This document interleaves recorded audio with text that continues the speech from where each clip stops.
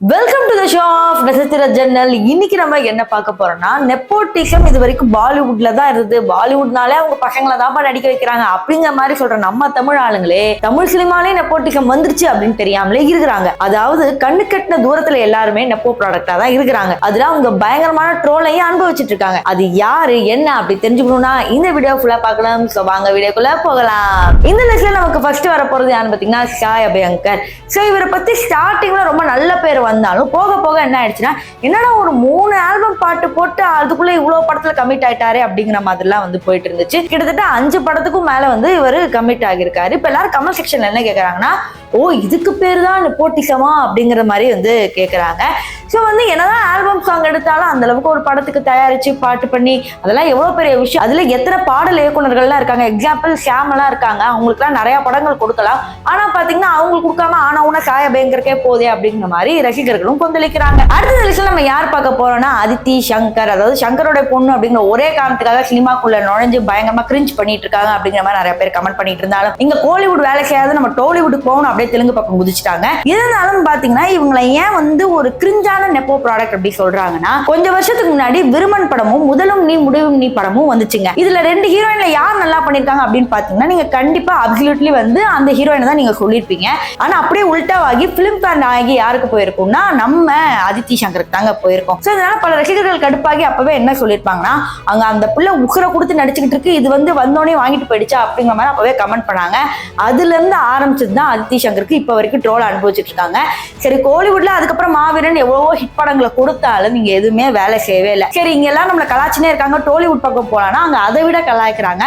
So Aditi சங்கருக்கு இதுக்கப்புறம் எப்படி இருக்குன்னு பொறுத்து தான் பார்க்கணும். இப்ப நம்ம யாரு பார்க்க போறோம்னா, நடிப்பின் நாயகி ஸ்ரீதேவி. அவங்க இன்னைக்கு கிரிஞ்ச் பண்ணாங்க அப்படின்னு கேட்டீங்கன்னா, அவங்க கிரிஞ்ச் பண்ணல. அவங்களுடைய பொண்ணு ஜான்வி கபூரா கேட்ட இல்ல, அவங்களுடைய தங்கச்சி குஷி கபூர். சோ இவங்களை பத்தி நம்ம எல்லாருக்குமே தெரியும். சோ ஸ்ரீதேவி நடிப்பு அளவுக்கு இல்லைனாலும் ஜான்வி கபூர் ஓரளவாவது மேட்ச் பண்றாங்க. ஆனா இங்க குஷி கபூர் அப்படியே இங்க வந்து ஹீரோ. இப்படி ஹீரோன்னு சொல்ற அளவுக்கு உனக்கு என்னடி தகுதி இருக்கு அப்படின்னு நீங்க கேட்கலாம். பட் அவங்க நடிச்ச படத்தை நீங்க போய் ஒரு முறை பாத்தீங்கன்னா அப்பதான் உங்களுக்கு தெரிஞ்சிருக்கும். நடிப்பே சுத்தமா வராது. இருந்தாலும் வந்து கரண் ஜோஹர் வந்து ரொம்ப கட்டாயப்படுத்தி அந்த பிள்ளைய வந்து நடிக்க வச்சிருப்பாங்க. சோ வேற வழி இல்லாம அவங்களும் நடிக்கிறாங்க. ஆனா எந்த படமும் ஹிட் ஆகல. ஆனா ஸ்டில் அவங்க மாடலாவும் இருக்கிறாங்க. இதெல்லாம் என்னடா நெப்போட்டிசமா கேட்டீங்கன்னா நெப்போட்டிசம் தான்.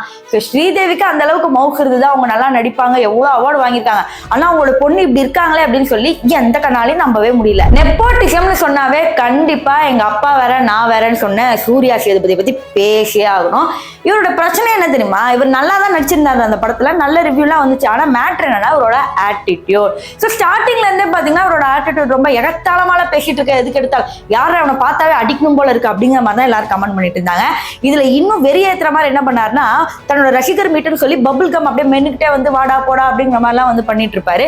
ஸோ அதெல்லாம் பார்க்கும்போது என்ன ஆட்டிடியூடே சரியில்லையே, அவங்க அப்பா விட இவன் ரொம்ப ஓவரா பண்றானே அப்படிங்கிற மாதிரி தான் எல்லா மக்களும் நினைச்சாங்க. அதுக்கு ஏற்பாடு போல இவர் அந்த மாதிரி தான் பண்ணிட்டு இருந்தாரு. கடைசியா ஃபைனலா என்ன சொல்லிட்டான்னா, ஒரு பபுள் கம் சாப்பிட்டது தப்பாங்க அப்படிங்கிற மாதிரிலாம் கேட்டாங்க. ஆனா மக்கள் கேட்டதுன்னா, நீ பபுள் கம் சாப்பிடாம போ. ஆனா ரசிகர்களோ இல்ல யாரையோ நீ மீட் பண்ணும் போது அது என்ன அப்படி ஒரு ஆட்டிடியூட் கொடுக்குற, மொத படம் நடிச்சவங்க எத்தனை பேர் இருக்காங்க, நீ மட்டும் ஆட்டிடியூடா இருக்கே அப்படிங்கிற மாதிரி இப்போ கமெண்ட் பண்ணிட்டு தான் இருக்காங்க. ஸோ ஸ்டார்டிங்லேயே இது டவுன்ஃபால் தான். அடுத்து நம்ம நட்சத்திர ஜன்னல்ல வர நெப்போ ப்ராடக்ட் கடைசியா பார்க்க போறது யாருன்னு பார்த்தீங்கன்னா ஹர்ஷவர்தன். இவனுக்கு என்னடி செம்ம டேலண்ட், போய் போய் போய் அப்படின்னு சொன்னீங்கன்னா நானும் செம்ம டேலண்ட் தான் சொல்றேன். ஆனா பிரச்சனை எங்க தெரியுமா, இவர் விஜயோட மேனரிசமா அப்படியே எடுத்துட்டு வர்றாரு. இவர் விஜய் மாதிரி பக்காவா ஆடுறாரு. அதுக்கு ஒரு பெரிய கங்க்ராச்சுலேஷன், சூப்பரா பண்றாரு, யாரையும் குறை சொல்லவில்லை.